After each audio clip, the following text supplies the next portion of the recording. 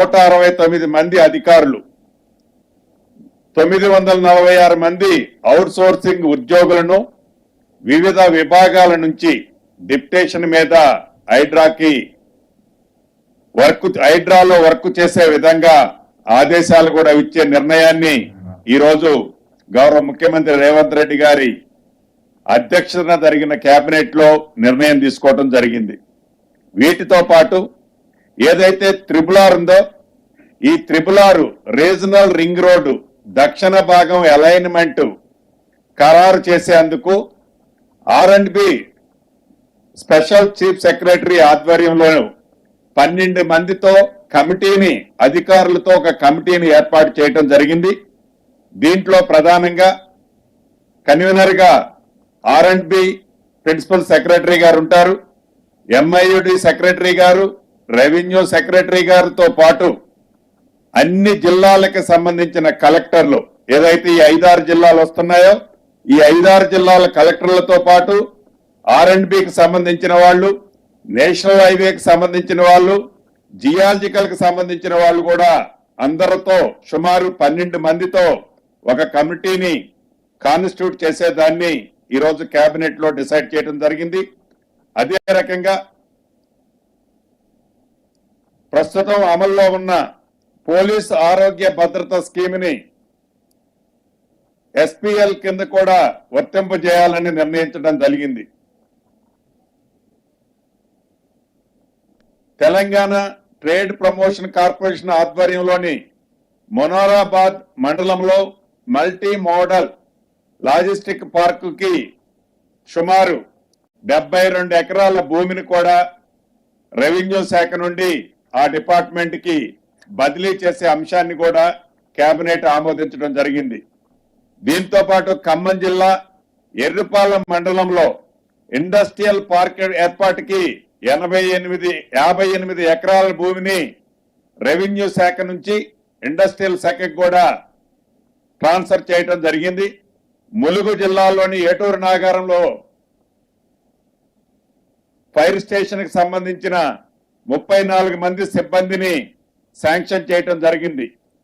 రాష్ట్రంలో కొత్తగా అనుమతి పొందిన 8 మెడికల్ కాలేజీలకు సంబంధించిన టీచింగ్, నాన్ టీచింగ్ కు సంబంధించిన స్టాఫ్ సుమారు 3000 పైచిలకు పోస్టులకి శాంక్షన్ ఇస్తూ అతి కొద్ది రోజుల్లో నోటిఫికేషన్ కూడా పిలవాలని కేబినెట్ ఈ రోజు తీర్మానం చేయడం జరిగింది.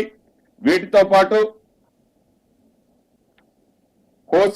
కోస్క్లీ ఇంజనీరింగ్ కాలేజీని, అకీంపేటలో ఒక జూనియర్ కాలేజీని కూడా శాంక్షన్ చేయడం జరిగింది. వీటన్నిటితో పాటు గౌరవ మంత్రివర్యులు ఉత్తమ్ కుమార్ రెడ్డి గారి శాఖకు సంబంధించిన SLBCకి సంబంధించిన అంశం, అదే రకంగా రాష్ట్ర ప్రభుత్వం ప్రతిష్టాత్మకంగా ఏదైతే 500 రూపాయలు సన్న రైస్ మీద క్వింటాలకి సబ్సిడీ ఇస్తాము అని చెప్పిందో ఈ 2 సంబంధించిన అంశాలు కూడా నిర్ణయం తీసుకున్నాం. దానికి సంబంధించింది గౌరవ ఉత్తమ్ కుమార్ రెడ్డి గారిని మాట్లాడవలసిందిగా కోరుతూ ఇప్పుడు ఉత్తమ్ కుమార్ రెడ్డి గారు మాట్లాడతారు.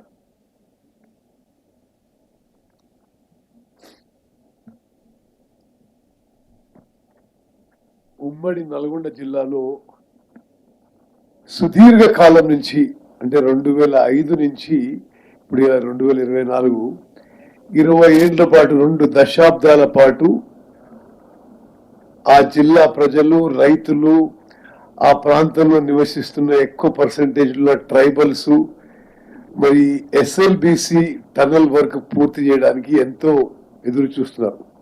దీనికోసం ప్రియ మిత్రుడు కోమటిరెడ్డి వెంకటరెడ్డి గారు అసలు వాళ్ళు మొదటి నుంచి పోరాటం చేసి ఈ ప్రాజెక్టు మంజూరు చేయించడంలో, ఈ ప్రాజెక్టు ఎక్స్టెన్షన్ ఇప్పించడంలో, ఈ ప్రాజెక్టులో అన్ని విధాలుగా వారు కష్టపడ్డారు.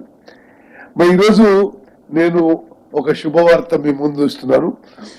SLBC టనల్ వర్క్స్ కి రివైజ్ ఎస్టిమేట్స్ గా 4637 కోట్ల రూపాయలు ఈ ప్రభుత్వం మంజూరు చేస్తూ మరి ఆ ఏజెన్సీ ఏవైతే ఆ పని చేస్తున్నారో మరి వాళ్ళకి మేము 2 ఏళ్లలో పని పూర్తి చేయాలని చెప్పి వారికి డిమాండ్ చేయడం జరుగుతుంది, ఆదేశాలు ఇవ్వడం జరుగుతుంది.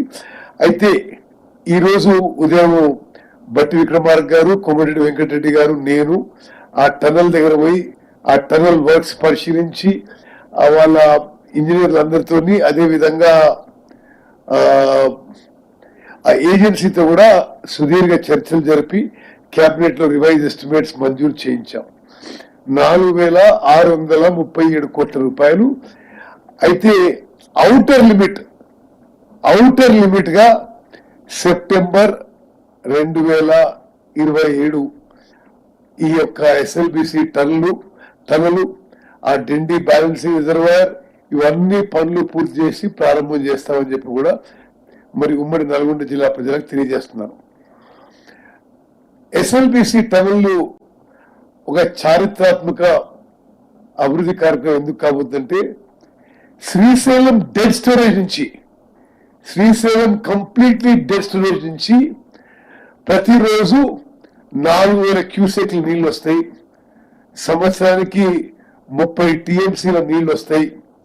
మరి 3 నుంచి 4 లక్షల ఎకరాలు మరి కోమటిరెడ్డి వెంకటరెడ్డి గారి నల్గొండ కాన్స్టిట్యున్సీ, మునుగోడు, దేవరకొండ, మరి ఈ కాన్స్టిట్యున్సీలకి ఆ నీళ్లు బారుతాయి. అవంతా ఫ్లోరైడ్ ఏరియా, ట్రైబల్ ఏరియా. ఇది ఒక గొప్ప డెవలప్మెంట్ గా నేను భావిస్తున్నాను. ఇరిగేషన్ మంత్రిగా ఇది నాకు చాలా సంతోషం. ఎందుకంటే ఎస్ఎల్బిసి టనల్ గురించి ఇది పూర్తి చేయించాలి, ఇది చాలా ఒక సూటబుల్లీ డిజైన్ ప్రాజెక్ట్ అని మేము ఎప్పటి నుంచో కళ్ళు అంటున్నాం. అది నా హయాంలో ఇరిగేషన్ మంత్రి ఉండగా అది పూర్తయ్యే దిశకు వచ్చి, నీళ్ళు వచ్చే దశకు రావడం కూడా అది నాకు ఎంతో మరి ఆత్మసంతృప్తి, సంతోషం ఇస్తుందని చెప్పి కూడా నేను మనం చేస్తున్నాను. అదేవిధంగా ఆ పనుల విషయంలో కూడా అక్కడ పక్కన ఉన్న డిండి బ్యాలెన్సింగ్ రిజర్వాయర్ విషయంలో కూడా మరి ఈరోజు క్యాబినెట్ లో నిర్ణయం చేయడం జరిగింది.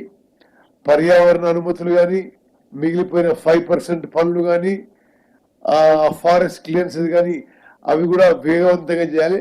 అవసరం ఉంటే ఈ ప్రాజెక్ట్ కలిపి ఒక స్పెషల్ ఆఫీసర్ ని నియమించాలని చెప్పి కూడా ముఖ్యమంత్రి గారు సూచించారు. SLBC project